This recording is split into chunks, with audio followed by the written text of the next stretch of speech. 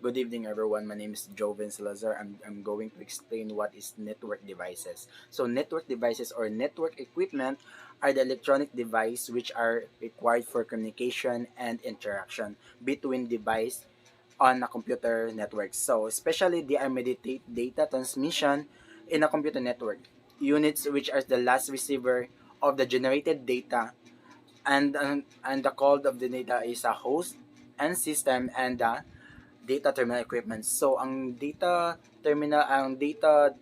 network devices is mao ang nagka-communicate o nag-interact kay para sa devices o sa computer networks. So especially they are meditating data transmission. So ang ilang na generate nga data is na stuck sa unit and ang gitawag po sa generated data is mao ang host and digital terminal equipment. So there are six types network devices. There is access point, switch, gateway, router, bridge, and hub. So these are the six types network devices. As a second part, I'm going to differentiate between router and switch. So router and switch are both network connecting devices. Router works at network layer and is responsible to find shortest path for a packet, whereas a switch connects a various devices in a network. So router connects devices across multiple networks. So, ang router is mouse siya ang nagatabaho siya sa network layer, siya ang responsible nga makita og shortest path para makakonect siya sa packet. While ang switch is connects various devices in a network. So daghan ang makakonect sa network kay tungod kay switch.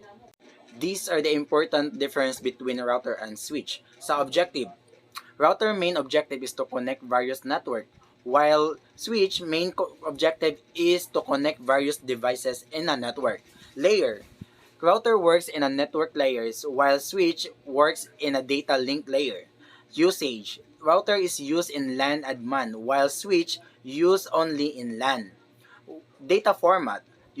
Router sends data forms in packet while switch use a data form of packets and frames.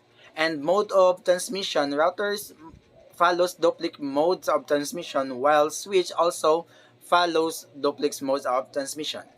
Third, I'm going to differentiate between repeater and modem. Repeater is an electronic device that receives a signal and retransmit it. Repeaters are used to extend transmission so that the signal can cover longer distances or be received on the other side of the section. Some types of repeaters broadcast an identical signal but alter its method of transmission. For example, on other frequency or baud rate. There are several different types of repeaters. A telephone repeater is amplifiers, and a telephone line and optical repeater is an optoelectronic circuit that amplifies in the light beam of the optical fiber cable.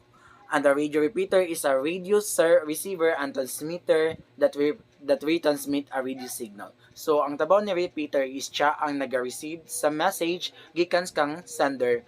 And while sa sender, mag-send og message kang repeater, i-retransmit ni repeater to receiver. So, that's the way of communication through electronic devices. While modem is a hardware device that converts data from a digital format, intended for communication directly between devices with a specialized wiring, into one suitable for a transmission medium such as telephone lines or radio. A modem modulates one or more carrier waves signals to encode digital information for transmissions, and demodulate signals to decode the transmitted information. The goal is to produce a signal that can be transmitted easily and decoded reliably to reproduce the original digital data. So ang repeater is siya ang nag-retransmit og data while si modem is siya ang nagagamit og mga specialized wiring such as telephone wirings and radio. So directed ang iyang data, so digital siya, like for example gatawag siya direct ang message, while si repeater is pinaagi siya sa mga sa tower, while ang modem is pinaagi siya sa mga specialized wiring sa mga telephone and radio. So that is what networks devices all about. So thank you for watching. I hope you learned something from me, and bye.